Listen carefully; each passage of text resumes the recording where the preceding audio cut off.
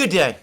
Today is Saturday, 31st May 2025, and we are 2 days away from the next meeting between the Russian and Ukrainian delegations at the Dolmabahce Palace in Istanbul, at which the Russians will deliver their memorandum setting out their ideas for the final settlement of the conflict in Ukraine, and also apparently a separate document in which they will respond to the Ukrainian ideas for a ceasefire.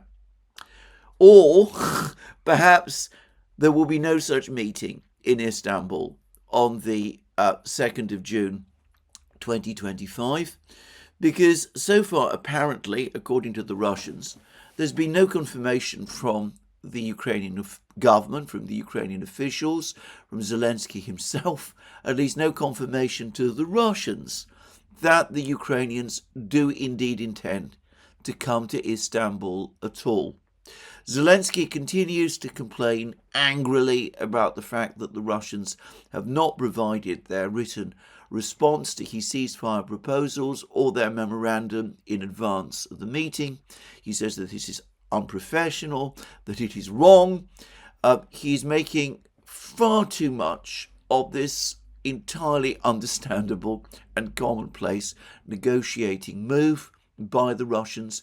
I've explained both in yesterday's program and in the program the day before why the Russians would have good reasons not to provide the memorandum and their written response to Ukraine's ceasefire proposals in advance of the meeting in Istanbul, why they would wait until the meeting took place before handing those two documents over. But anyway, Zelensky's making a big play of this. He's saying that this proves that the Russians aren't serious about negotiations. He says this all the time. He says that the Russians are stringing things along. He says that this is an act of extreme bad faith by the Russians. And at times, Ukrainian officials have sort of hinted, they've never outright said, at least I've never seen them outright say, that the Ukrainians will not even turn up at the meeting in Istanbul unless they are given these two Russian documents in advance, something which, by the way, the Russians categorically refuse to do.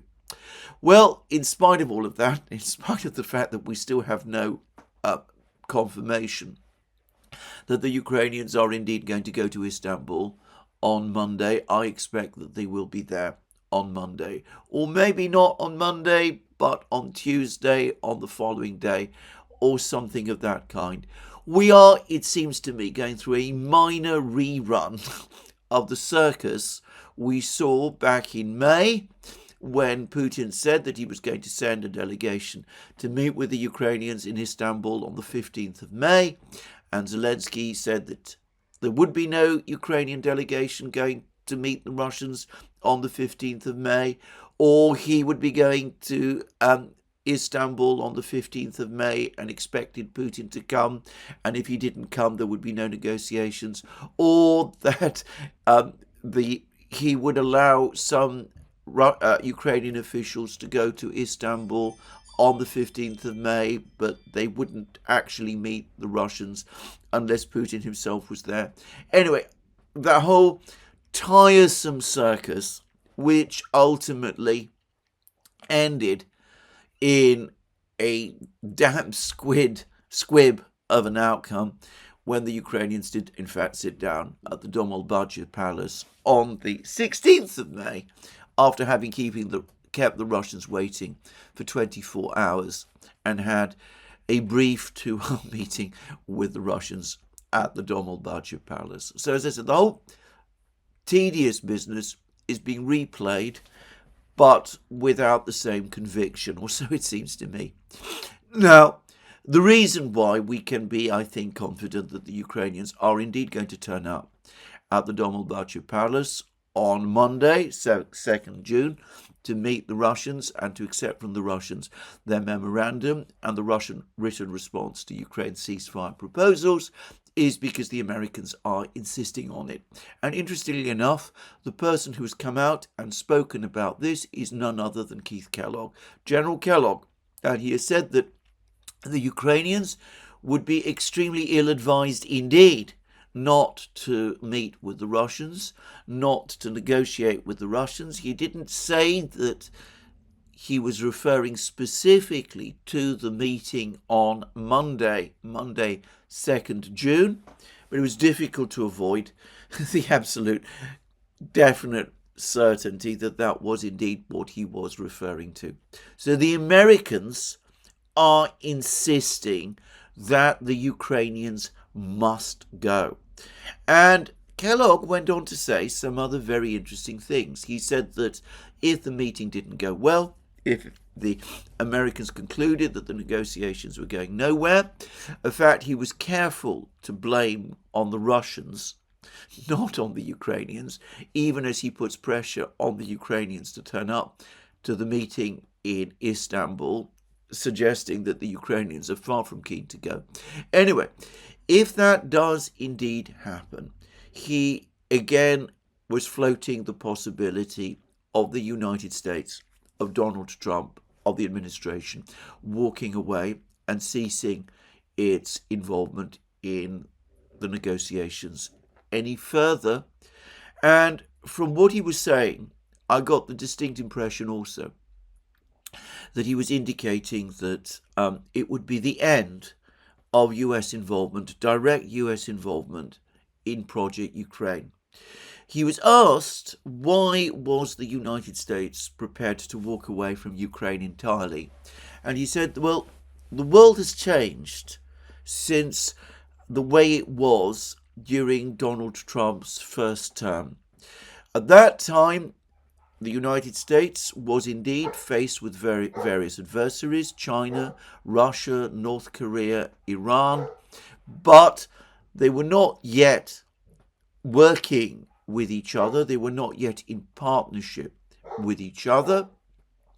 And that meant that the United States could deal with each separately and did not have to think all the time about the potential responses of the others.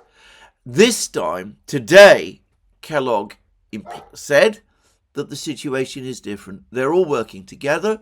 They're all in league together against the United States. That makes the situation for the United States far more dangerous and far more complicated than it was during Donald Trump's first term.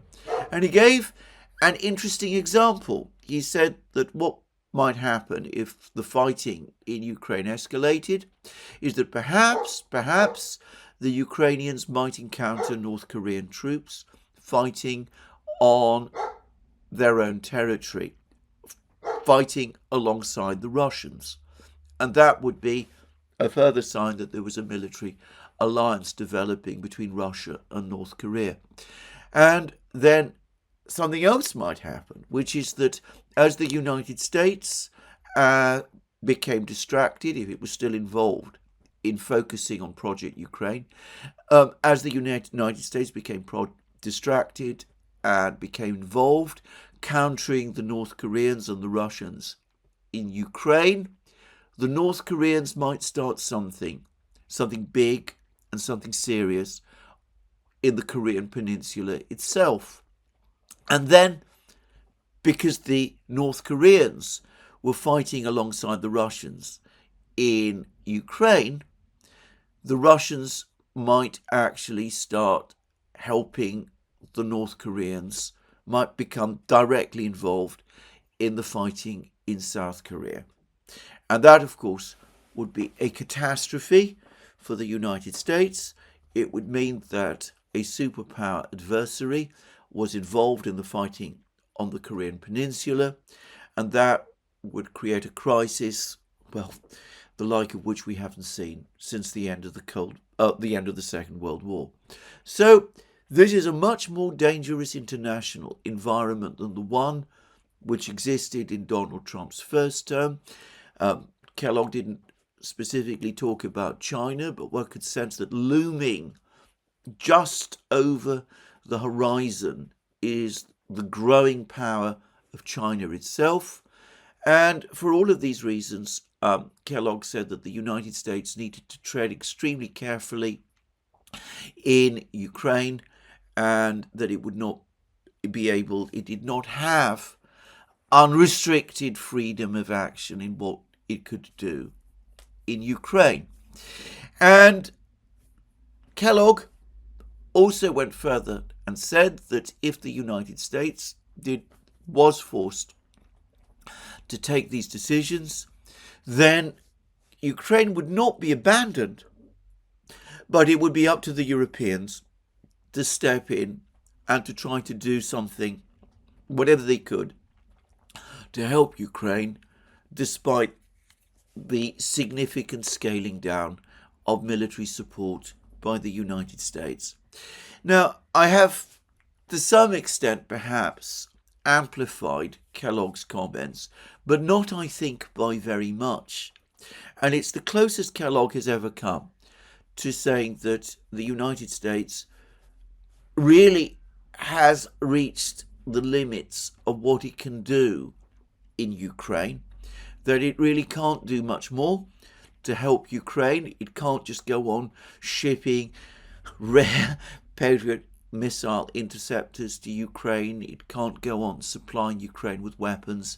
It cannot afford to be trapped in an open-ended confrontation with the Russians in Ukraine, far away from its core interests, because the situation overall across the world is so much more complicated than it was until very recently.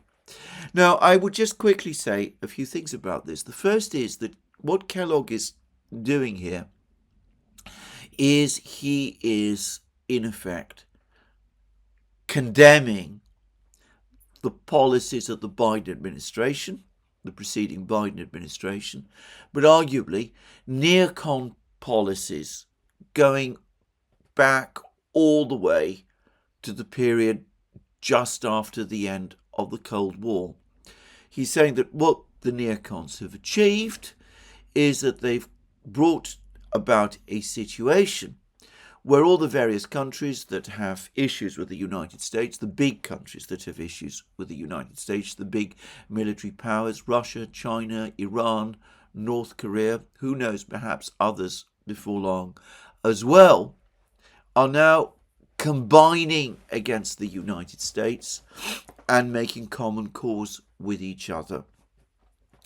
Previously, the United States did have issues with many different countries, but they were not united against the United States in the way that they are now. And that is a direct product. You didn't say so, but the implication is obviously there. That is a direct product of the mismanagement of US foreign policy over the last 30 years, but perhaps especially over the previous 4, the years when Tony Blinken and Jake Sullivan were running things in Washington. And I have to say on this, it's difficult to fault Kellogg's analysis. He's absolutely right about it. And he's perfectly correct. Many people were saying this at the time. We were saying this on the Duran, that Sullivan and Blinken had invented a new theory of international relations, which is that the best way of dealing with your adversaries is to take them all on at the same time, because that is the guaranteed way of having them all combine against you. That is the mastery of foreign policy, according to Jake Sullivan and Tony Blinken. I'm speaking ironically, of course, and you see that this is what Kellogg himself is saying. And it's an interesting comment from Kellogg, because Kellogg has been a consistent proponent, so far as I can see, in conventional foreign policy thinking within the Trump administration. But his words suggest that even he can see how disastrous the foreign policy line taken to its extreme by Sullivan and Blinken has become for the United States. Now, Kellogg didn't also say some other things, but he might as well have done. For example, about the limits of US military power. And there's been an interesting article about this by somebody called Michael Kiev on Unheard, published on the 26th of May, and it discusses how the Houthis exposed waning US military power over the course of the recent US military campaign in Yemen. I'm going to say that I think this article overstates a number of things, and I'm not going to read it through because it's very long, but it does make some interesting points, and these points I believe are true to the extent that I've been able to check them in the limited time that I have. They do seem to correspond with the truth. Anyway, this article says, for example, that the United States has, in theory, 11 nuclear super carriers, which is, of course, far more than any other country. The reality is that because of maintenance and repair issues and problems with personnel and problems in the shipyards and problems with some of the conditions of some of the carriers, the actual surge capacity of the US carrier fleet is closer to 4 than 11. In other words, it would take many months, perhaps more than a year, perhaps significantly more than a year, for the United States to be able to field 11 supercarriers at the same time. In any proximate, realistic timescale, the most that the United States could field would be perhaps 4, perhaps even less. So already US naval power appears to be rather less than the theory, the actual raw numbers might imply. And he says the same about bombers.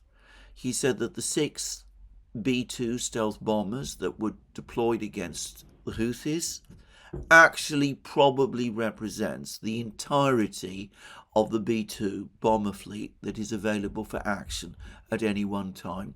That though there are, in theory, 20 B-2 stealth bombers available, in reality, if you take into account maintenance and refurbishment, there's only about 6 that are fully operational at any one time.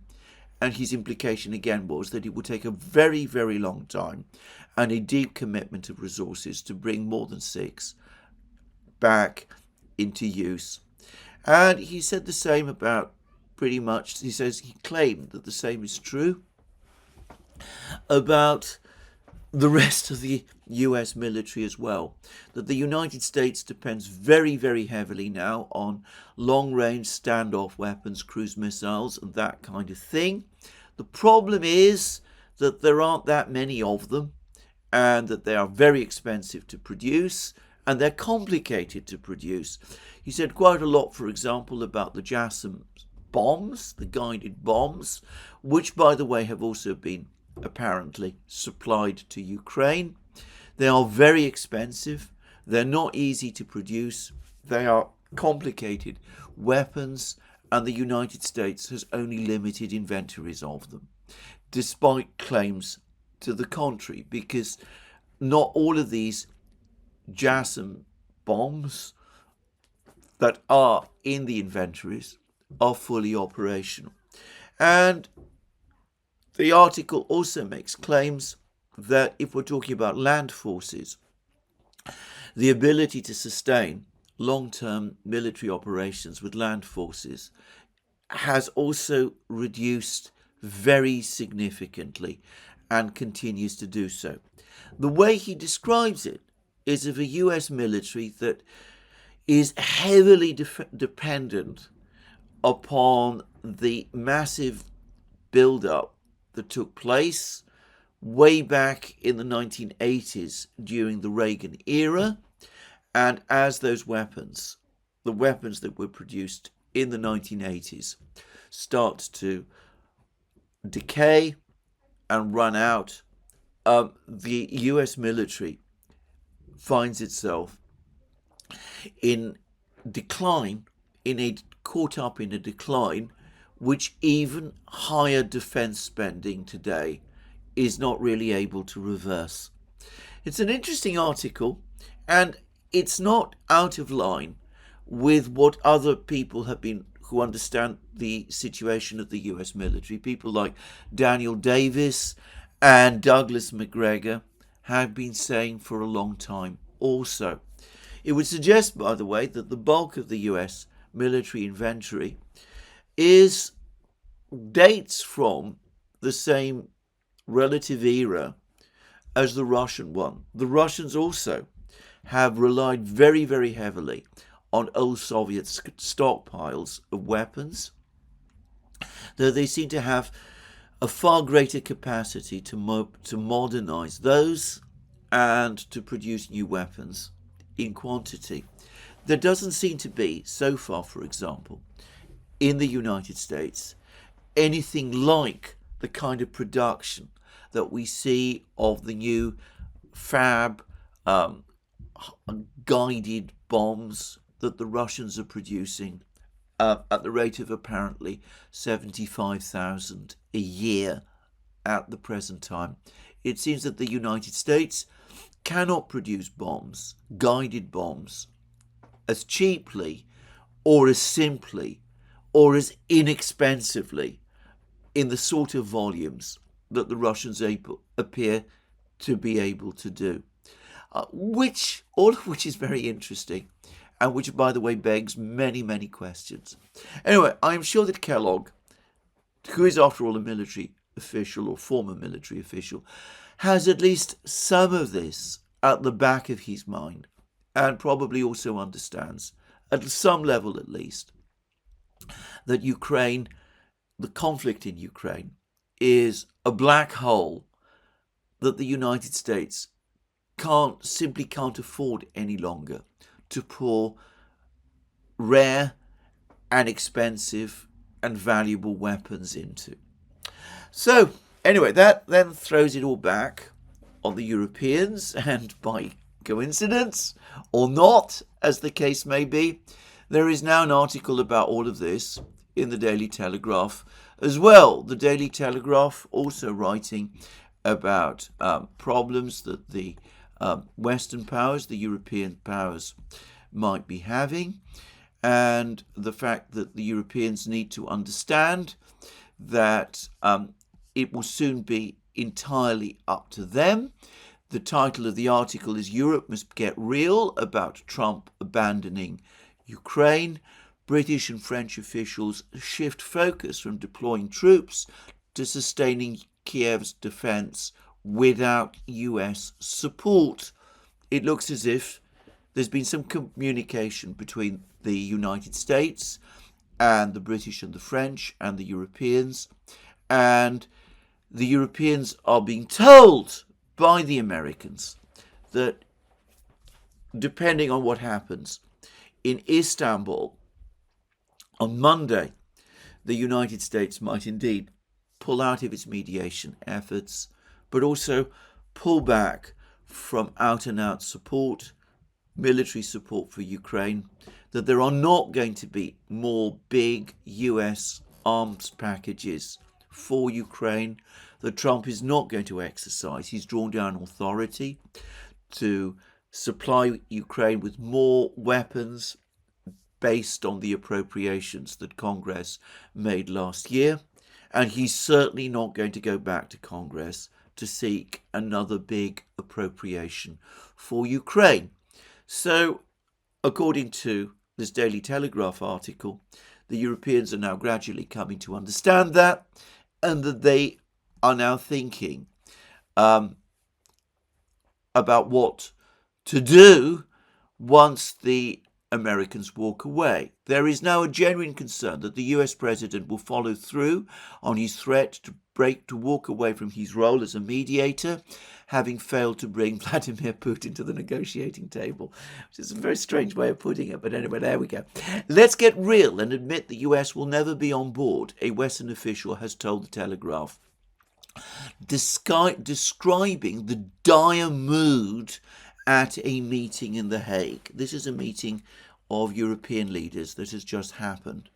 A European diplomat added it was mostly about how to sustain the necessary support to Ukraine when we assumed that the United States would only continue providing some specific assets, such as intelligence. We also agreed on the need to step up economic pressure on Russia. The meeting, attended by political directors from foreign ministries, marked a stark change in the roles of the coalition of the willing, devised by Keir Starmer and Emmanuel Macron, to uphold a possible ceasefire being pursued by the Americans. This time, apparently, the question was what to do when the Americans do finally pull out. And I'm going to say straight away that there is actually nothing they can do. There's been much talk about buying US weapons to support Ukraine. That would be extremely difficult to do, to put it mildly, at a time when Europe is in the grip of a massive budgetary crisis, one which affects virtually all European states.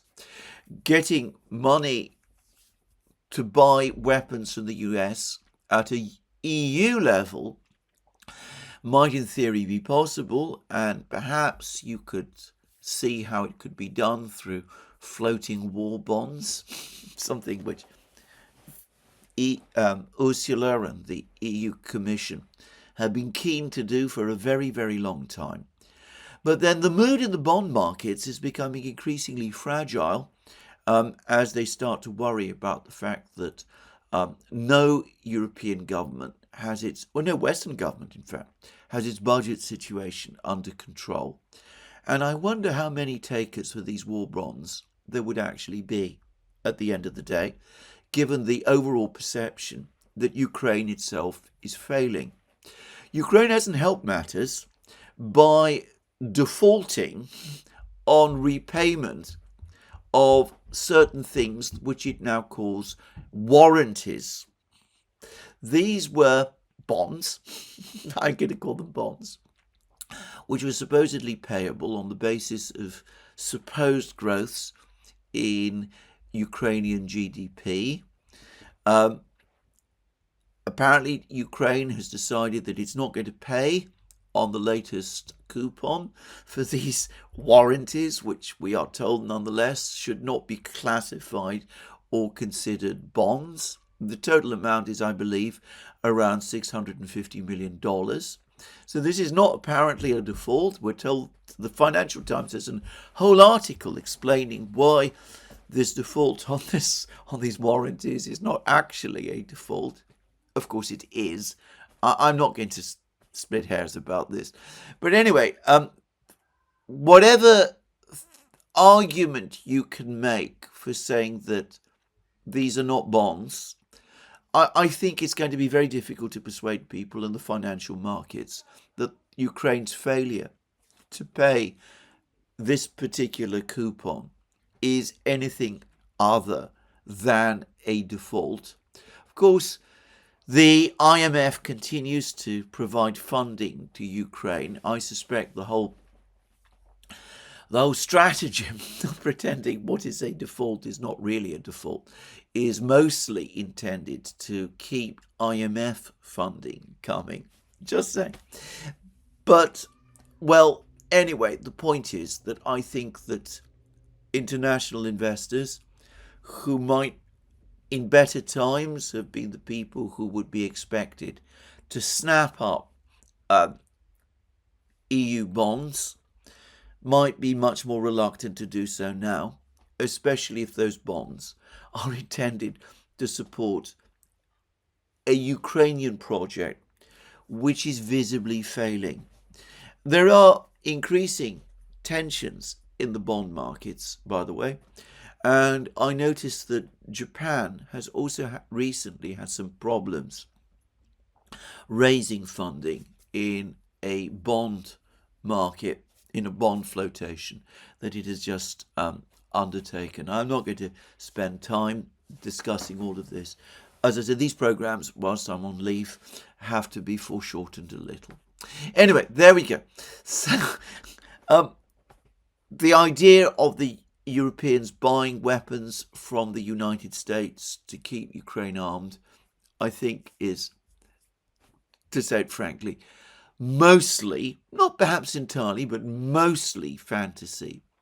And the amount of weapons that the United States can afford to give up by selling them to the Europeans is probably limited anyway. If one of the purposes of pulling back from Ukraine is to preserve depleting US arsenals, is it realistic to go on depleting those arsenals still further by selling weapons that come from those arsenals so that they can all be burnt up in the black hole, which is Ukraine? So anyway, there it is. So what actually is going to happen in Istanbul? Well, the Russians will turn up. They will give their memorandum, provide their memorandum to the Ukrainians. We can guess pretty much what their memorandum is going to say.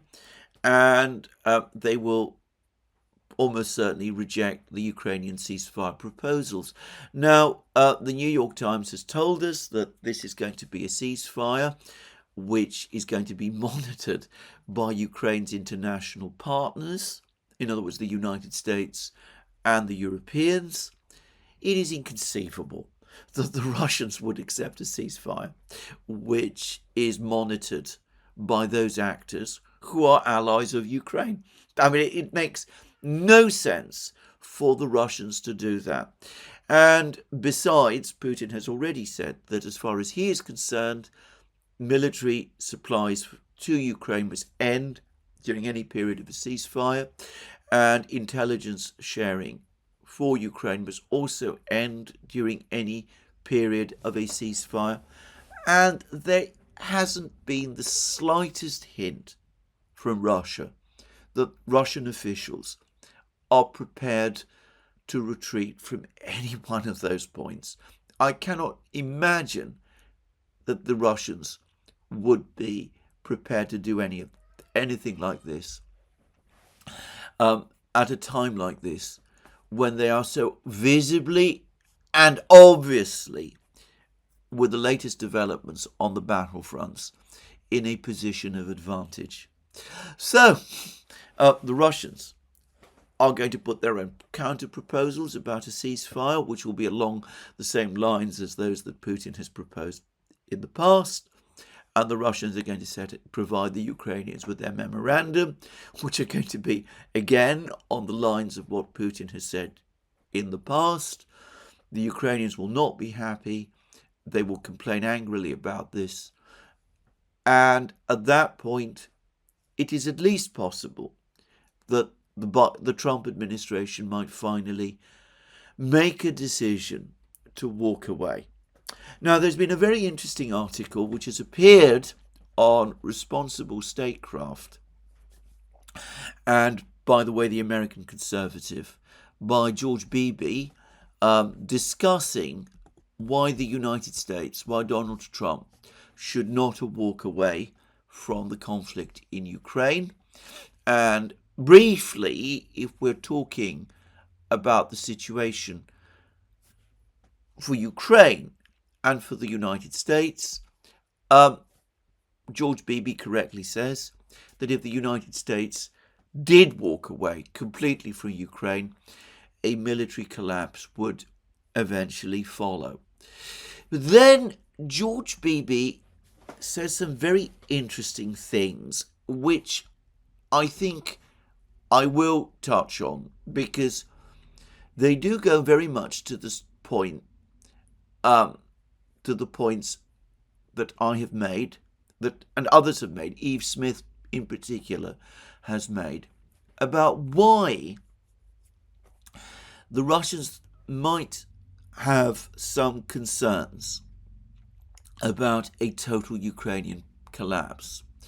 And George Beebe says this: a Ukrainian collapse would not be entirely good news for Putin.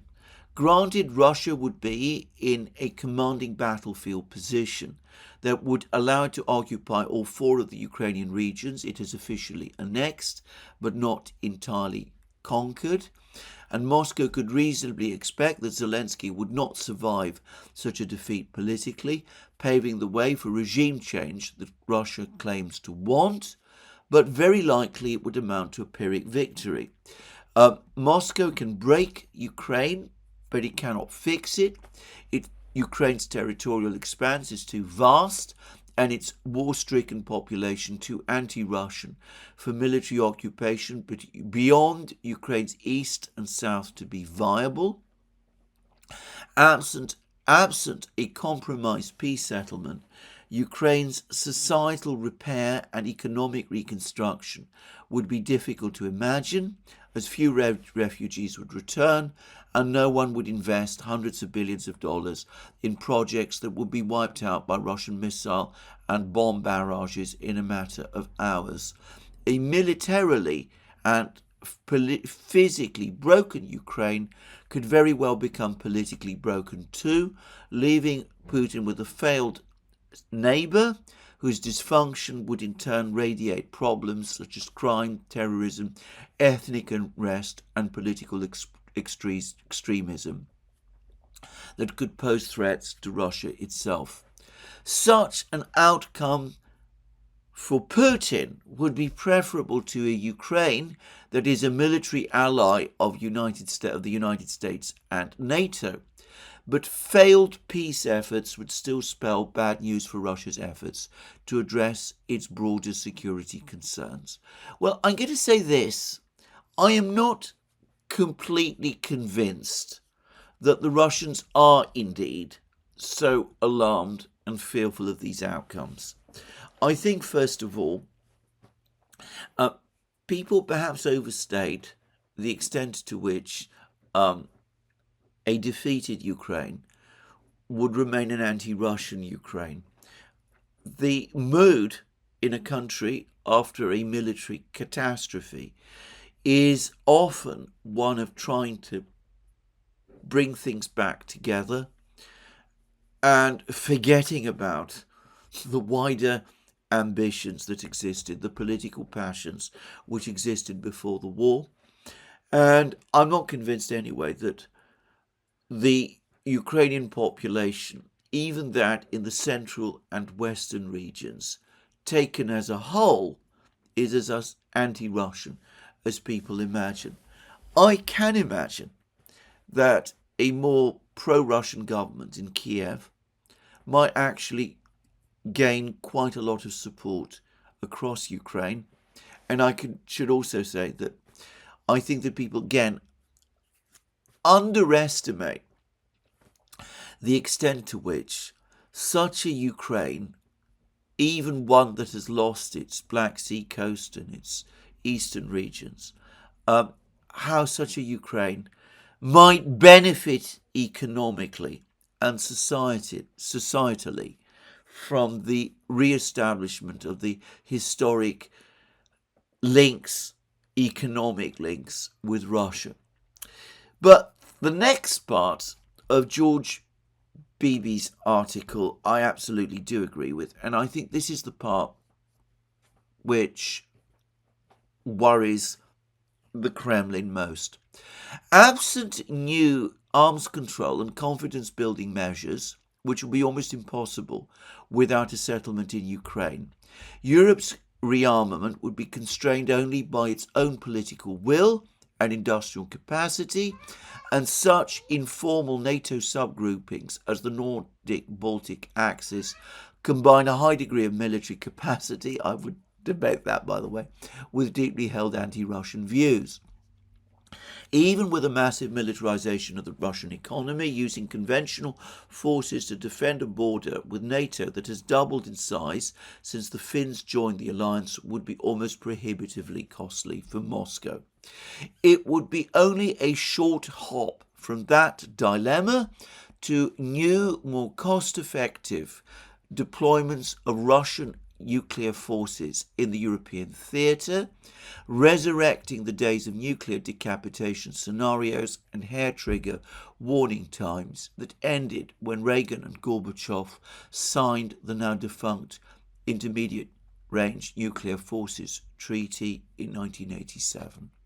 And I think, in a word, that is the scenario that worries Moscow.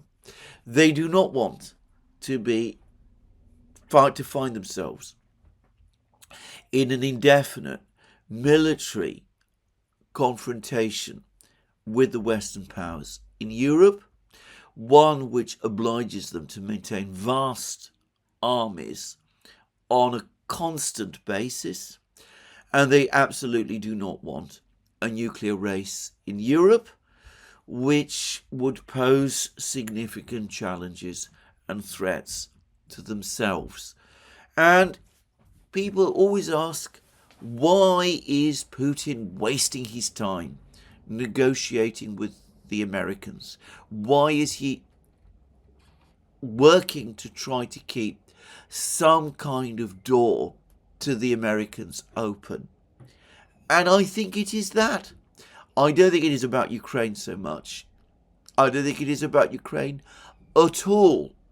It is that from a Russian point of view, some kind of negotiated solution which provides at least a period of relative stability on Russia's western borders, even if that period is relatively short, say 5 to 10 years, a period which Russia can put to good use to build up its economy, strengthen its defenses, do all of the things that it still needs to do, would be preferable than one where the Russians constantly have to think about what the Western powers might do on their western borders in places like the Baltic, for example.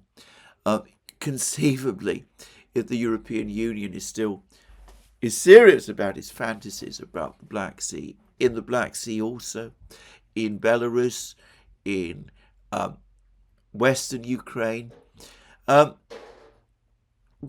better some kind of agreement where there is at least an understanding about these regions, which, as I said, provides the Russians with more time and space than they can use, than an open-ended, extremely dangerous, constantly dangerous confrontation with the West, in which the Western powers, the European powers, as George Beebe actually says, might be tempted to develop nuclear weapons capabilities themselves to make up for their own their weakness in conventional forces, where there are nuclear missiles capable of striking Moscow, based in Germany and perhaps Britain, and where the Russians have to constantly think and worry about that and take countermeasures.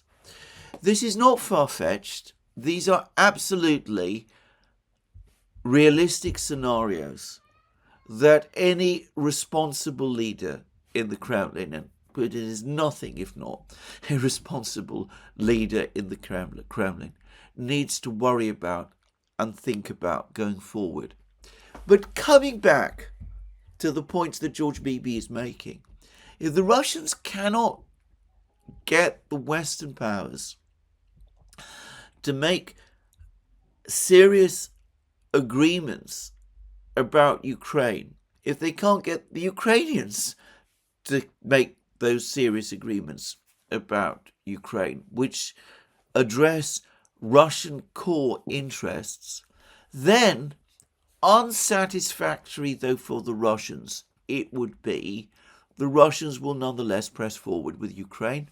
And for the record, I think that though their focus is indeed on the eastern regions and on the Black Sea coast, the Russian-speaking areas, if they have to, rather than allow a vacuum of the kind that George Beebe described to appear in central Ukraine, in Kiev, for example, they would move forward in scenarios of a Ukrainian political and military and economic and societal collapse, and they would occupy at least the central regions of Ukraine, which were part of the Tsarist Empire, and of course of the pre-1939 Soviet Union.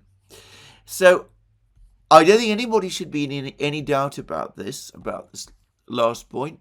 And in fact, a senior Russian official has talked about this. The official in question is Andrei Kartopolov, who is the head of the State Duma, that's the Russian Parliament's Committee on Defense. In other words, a very senior official indeed.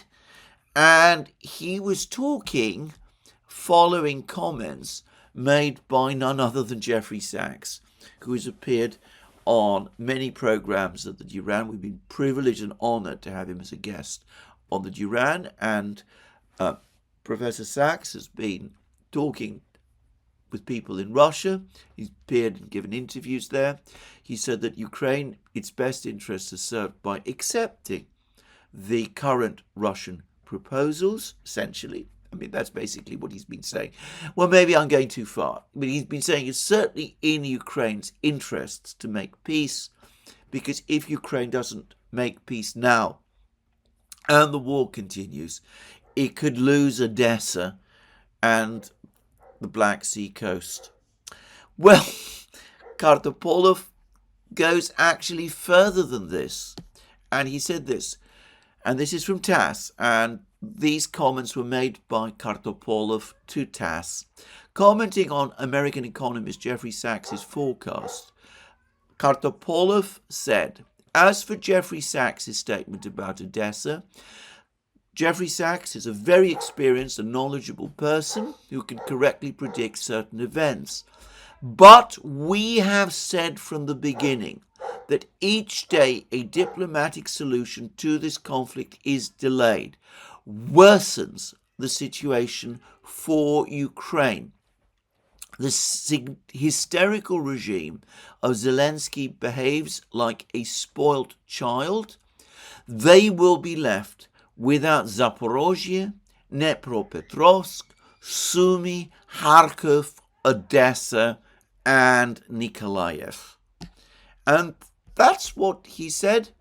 And he also said, incidentally, that he expects the meeting that's taking place in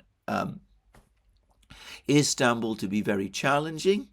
And another chairman of another Duma committee, Leonid Slutsky, who is the head of the International Affairs Committee of the Duma, said that the second round of talks will take place in a tough environment following Zelensky's visit to Merz, this meeting in Germany where they talked about missiles and all of that. And Slutsky expressed confidence that the Russian-Ukrainian talks will take place and will seek to set out a pathway towards a complete settlement of the conflict. However, the Ukrainian side might not be ready for such a discussion. We will, of course, discuss a ceasefire, the terms and conditions, and everything related to meaningful steps to end the conflict. If we reach a sustainable ceasefire, it will be a landmark intermediate result on the way to ending the conflict. We already stand on positions of common sense and humanity. We will count on the Ukrainian negotiators to have the same real position, not a pretend one as it was in early 22, but a real position based on common sense. So what Slutsky is saying is that yes, there is a possibility of moving forward, but there's no guarantee that this will happen in Istanbul.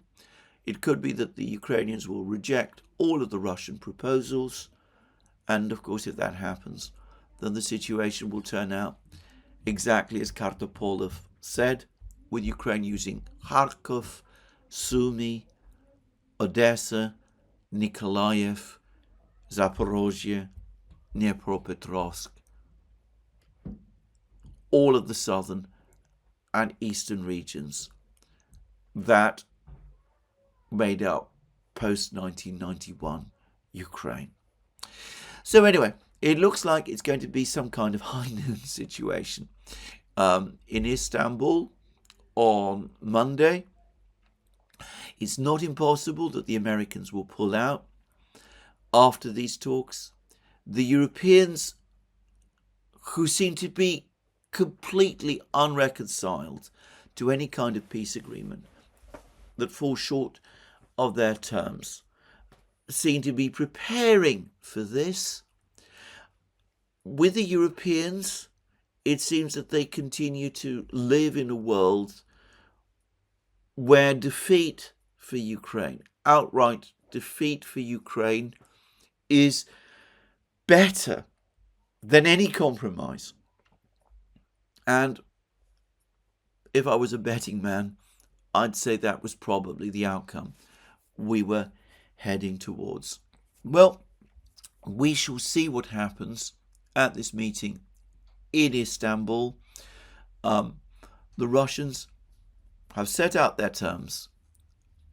They're going to elaborate on them in this memorandum. Parts of the memorandum about NATO expansion, I suspect, are going to be addressed more to the Americans than to the Ukrainians. The Russians, by the way, have made it absolutely clear that when the meeting takes place at the Dolmabahce Palace, they expect that only the Ukrainians will be there. The Europeans might be clustered in Istanbul, busy briefing and advising the Ukrainians.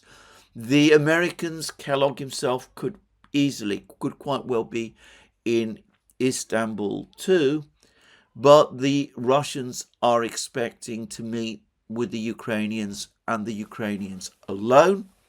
They will give the Ukrainians their memorandum, and it looks like they're going to demand an answer, an immediate answer from the Ukrainians as to what their response will be. I suspect the Ukrainians will refuse. They will go off to Kiev. They will talk to Zelensky. Zelensky will have fits and rage about all of this, and then we'll see where it all goes. But anyway, that, I suspect, is what we're looking at in Istanbul on Monday. Kellogg, the most pro-Ukrainian of all US officials, has, I think, basically given the game away. Now, he has confirmed that the Americans, the United States, wants out. I suspect that there has been a big discussion within the Trump administration about what to do. I would not be surprised if even Lindsey Graham has been drawn in. He's talking a little bit more moderately at the moment, or so it seems to me. And I suspect that the consensus has finally been reached, that there has to be a decision made now, because this cannot go on much longer. The United States has reached its limits, and we will see what it chooses and decides to do. Well, this is where I finish today's program. There'll be more from me shortly. Tomorrow. After that, I'm flying to Tbilisi in Georgia for a conference there where all sorts of people will be attending. I believe Professor Sachs himself is going to be involved, though I understand that his contribution is going to be a virtual one, so he won't be actually physically in Tbilisi itself. But other people I know, Glenn Deason, James Carden, they will certainly be there, and I look forward to meeting with them. Anyway, this is where I finish today's program. There'll be more from me soon. Let me remind you again that you can find all our programs on our various platforms, Locals, Rumble and X. You can support our work via Patreon and Subscribestar, links under this video. Don't forget to check out our shop. Links under this video also. And last but not least, if you've liked this program, please remember to tick the like button and to check your subscription to this channel. That's me for today. More from me soon. Have a very good day.